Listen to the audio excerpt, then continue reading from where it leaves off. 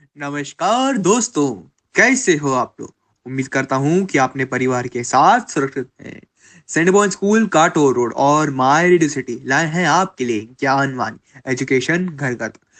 दोस्तों, कल हमने पाठ वारे हमदर्द का पहला भाग पढ़ा था। चलिए आज हम उसका दूसरा भाग पढ़ते हैं।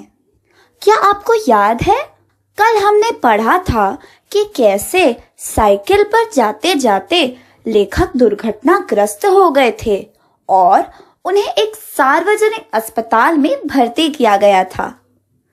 उन्हें मिलने लोग आए ही जा रहे थे। बेचारे लेखक को तो सांस लेने का भी वक्त नहीं मिल रहा था। चलिए अब हम देखते हैं कि अब उनके साथ और नई नई दुर्घटनाएं कैसे होती है। उस दिन उनके ऑफिस के बड़े बाबू आए और लेखक को सोया देखकर वापस जाने के बजाय सोचने लगे, अरे ये तो सो रहे हैं, क्या करूं? वापस चला जाऊं? नहीं नहीं, दोबारा कौन आएगा इन्हें देखने? इनको उठा देता हूँ, वरना इन्हें कैसे पता चलेगा कि मैं इन्हें देखने आया था। घनश्याम जी, घनश्याम जी। उन्होंने लेखक को धीरे धीरे हिलाना शुरू किया। तब भी लेखक की आंखें नहीं खुली तो उन्होंने उनकी टांग के टूटे हिस्से को जोर से दबाया। लेखक ने दर्द के मारे कुछ चीखते हुए आंखें खोली तो बड़े बाबू मुस्कुराते हुए बोले, कहिए अब दर्द कैसा है? दर्द से कराहते हुए लेखक से कोई जवाब देते न बना। लेखक के मोहल्ले वाले अपनी फुर्सत से उन्हें मिलने आए। एक दिन जब सोनाबाई नाम की महिला अपने 4 बच्चों के साथ आई तो लेखक को लगा कि उस दिन फिर कोई नई दुर्घटना अवश्य होगी। आते ही सोनाबाई ने लेखक की ओर इशारा करते हुए अपने बच्चों से कहा, ये देखो चाचा जी। उनका अंदाज कुछ ऐसा था जैसे चिड़ियाघर में बच्चों से कहा जाता है, ये देखो बंदर। बच्चे खेलने लगे। एक कुर्सी पर चढ़ा तो दूसरा मेज पर। सोनाबाई की छोटी लड़की दवा की शीशी लेकर कथकली करने लगी। रप रप की आवाज ने लेखक का ध्यान बटाया और उन्होंने देखा कि सोनाबाई का एक लड़का उनकी टांग के साथ लटक रही रेत की थैली पर बॉक्सिंग की प्रैक्टिस कर रहा था। इससे पहले कि वे उसे मना करते, सोनाबाई की लड़की ने दवा की शीशी ही पटक दी। माँ ने एक पल के लिए अपनी बेटी को घूरा और फिर हंसते हुए बोली, भैया पेड़े खिलाओ, दवा गिरना शुभ होता है। दवा गई समझो बीमारी गई। इसके 2 घंटे बाद सोनाबाई फिर आने की बात कहकर चली गई। यह सुनकर लेखक भीतर तक कांप गए। कुछ लोग तो औपचारिकता निभाने की हद ही कर देते हैं, विशेषकर वे रिश्तेदार जो दूसरे गांव से मिलने आते हैं। ऐसे में एक दिन एक टैक्सी अस्पताल के सामने आकर रुकी। उसमें से बाहर निकलकर एक आदमी आते ही लेखक की छाती पर सिर रखकर बिलक बिलक कर यानी जोर जोर से रोने लगा। हे भगवान, यह तुम्हें क्या हो गया?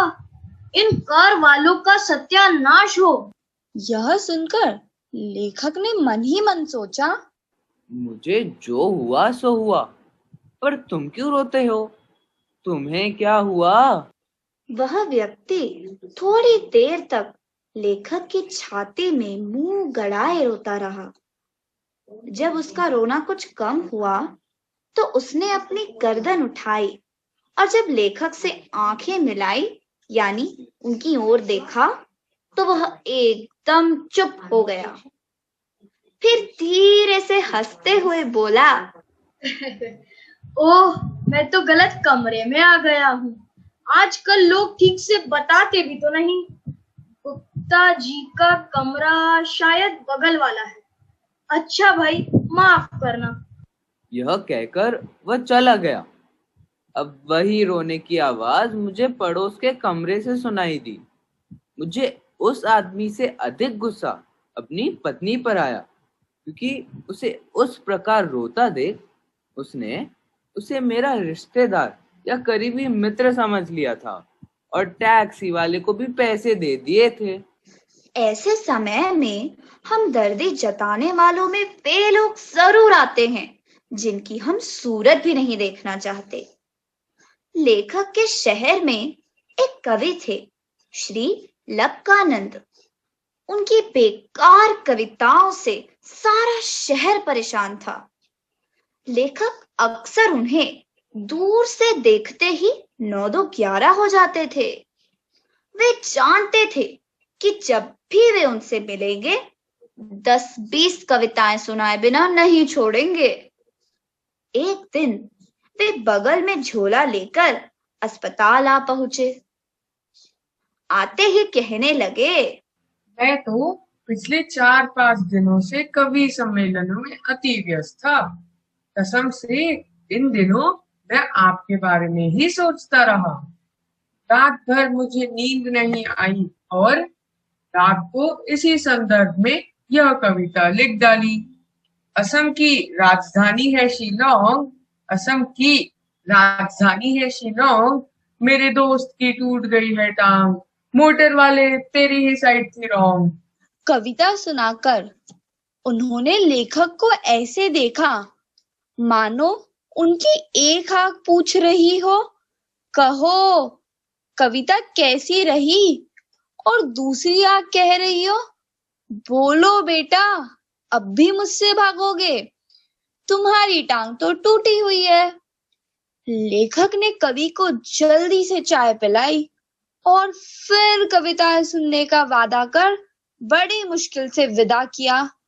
अब लेखक रोज ईश्वर से प्रार्थना करते, हे ईश्वर, अगर आपको मेरी दूसरी टांग भी तोड़नी है तो जरूर तोड़ दीजिए, मगर कृपा करके उस जगह तोड़िए जहां मेरी पहचान वाला कोई ना हो, क्योंकि बड़े बेदर्द होते हैं ये हमदर्दी जताने वाले। दोस्तों, अब तो आप समझ ही गए होंगे कि व्यंग्यपूर्ण कथा किसे कहते हैं। इस पाठ से हमें यह पता चलता है कि दुनिया में कुछ ऐसे भी लोग होते हैं जो सिर्फ और सिर्फ हमदर्दी जताते हैं। लेकिन यह हमेशा याद रखिए कि बहुत से ऐसे भी लोग हैं जिनमें आज भी इंसानियत कायम है, और ऐसे लोगों के भरोसे ही यह दुनिया चल भी रही है।